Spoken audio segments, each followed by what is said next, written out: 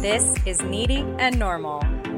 I'm your host, Ashley Levering, mom, wife, and life coach. After years of coaching and learning from my own life, one thing is clear: meeting your needs is essential for living your best life. Here, we'll talk about your needs and not only learn to accept them, but also tend to them without guilt. You're not needy. It's normal. Let's get into it. Thank you for pushing play. Welcome to the Needy and Normal podcast. This is episode 84, and it's Halloween week. So I thought it'd be fun to tell you a spooky story.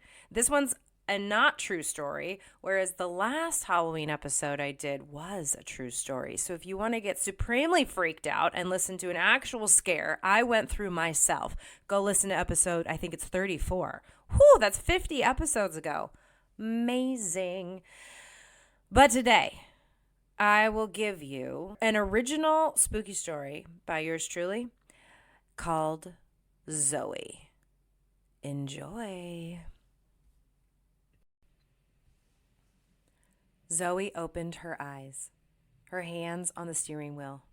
Where am I? She thought. She looked around. Inside of her Jeep Wrangler, still dirty and low on gas. No, actually, she's on E. Empty. Zoe wondered how she got here, why she has no gas, and where she was going at 6 o'clock at night. She can't remember anything. She pulls her phone from the cup holder and sees her battery is on 8%, and there's no service. With panic on the rise, where am I? She thinks out loud. It's beginning to get dark as a horizontal sliver of sun melts into the empty road ahead. Zoe's car was pulled to the side of the road. No other cars or street signs are in her view. Blankets of forest canopy either side of the road. Zoe begins to consider her options. Think, Zoe, she yells to herself. Zoe tries the ignition, hoping the car starts and can get her to a gas station, if there even is one up ahead. She turns the key, and the car doesn't make a sound. She tries again and again. Nothing. Out of gas and dead. Time to walk. What else can she do? Zoe steps out of the car. She tries to understand her surroundings and only feels more confused. She grabs her purse and with her phone in hand, searches for a signal as she walks ahead. Zoe considers going back, but something in her gut tells her to keep moving forward. The phone is losing more battery life, now at 6%, and the signal fails to return. Zoe panics. She starts to walk faster and almost collides with a pile of trees blocking the road. What now? She wonders, feeling frustrated and scared. She's feeling alone, yet determined to get out of this situation. Zoe turns to head back towards the car and sees that fog has filled the road. The sky darkens as she walks back. Zoe feels like she's walking forever, and the car never seems to reappear. Just as she begins to give up on finding her own car, she sees something. But instead of the silhouette of the Jeep, she sees a silhouette of something else. Or someone. The dark figure is tall and moving slowly in Zoe's direction, then disappears. Zoe rubs her eyes and squeezes them shut. When she opens her eyes to refocus, the figure's closer and moving towards her quickly. There is no time to try and understand who or what this is. Zoe feels the danger and turns to run into the woods. The moon rises and Zoe darts through branches and thick groups of trees. The ground is soft and unstable, wet and dark as the night. She only has one thought for the moment: to get away from that thing. Her eyes begin to adjust to the low lighting, but not in time, as Zoe trips on a root and crashes into a large rock. She catches her breath and feels a pulsing ache in her ribs from the fall. Everything is silent. Not even the trees make a sound. All around her, Zoe sees nothing but deep woods and feels empty. Just when the silence becomes deafening, she hears a voice calling her name. Zoe. Zoe. As if things couldn't get worse. Zoe needs to keep moving. She can't possibly stay where she is. She rises to her feet, shaking with fear. This can't be happening, she thinks. The pain in her ribs make it hard to catch her breath. But as the voice comes back, Zoe. Zoe. She takes some steps and picks up the pace. Running again, a bit slower this time, and no idea where she's heading, Zoe sees a tiny light in the distance. Hope half fills her mind, and she keeps moving. Her eyes have cleared into the best night vision her body can make, and she heads towards the light.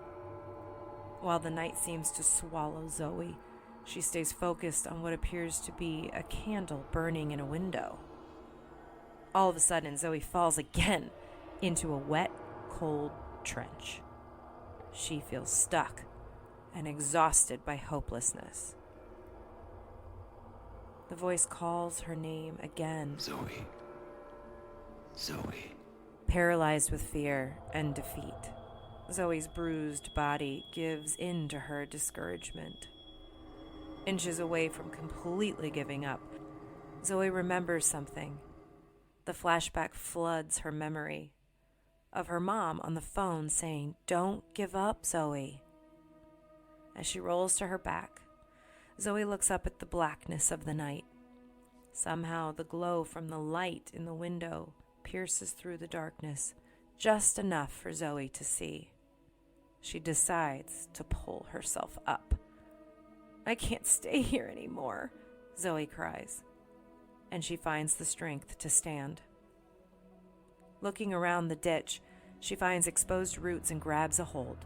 With pain and fear clutching her whole body, Zoe begins to slowly pull herself up and gets out. On her knees, in tears, she thinks again of her mom's encouraging words and thinks, "I won't give up." Zoe is now determined to survive this night and make it to the light in the house up ahead. Moving forward becomes her only option. Zoe hears the voice again, but this time ignores it and does not stop moving. Zoe finds enough clarity to penetrate her distress and makes her way to the house. When she gets to the front door, she realizes it's a rather big home. And even through the ink black sky, she can tell it's beautiful. The light, in fact, is a candle in the window. And then the porch light turns on. Zoe cannot stand. She manages to knock from down on her knees, desperate for help and some answers. The door opens, and a woman about her age reaches out her hand.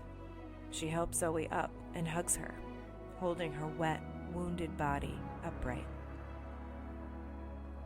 Just past the woman's shoulder, Zoe sees her beautiful home, warm and inviting. She's comforted by the glow of the fireplace in the living room. The woman cradles Zoe with strength and confidence. There's a positive energy flowing from her, and Zoe feels safe. As Zoe gently pushes from her hug, she centers on the woman's face to tell her thank you.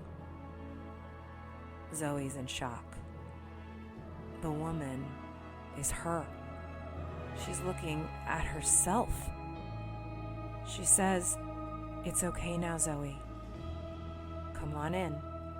You're going to be okay." Zoe feels faint and suddenly startled by someone tapping on her Jeep window. She looks around. It's daylight. She's in a parking lot, and the tap came from a woman she recognized as her friend and coworker, Lucy. "Zoe, are you okay?" Zoe looks at the time. It's 8:15 in the morning, and her gas tank is full. It was a dream. Instantaneously, Zoe's memory spikes and she picks up her fully charged phone and makes a call. As it rings, she tells Lucy, "I'm okay. I must have gotten here early and dozed off. I'll be right in." On the phone, a man answers. "Morning, HR. How can I help?" And Zoe, without hesitation, says, "Hi, it's Zoe. I'd like to formally accept the job." She lets out a big exhale and smiles.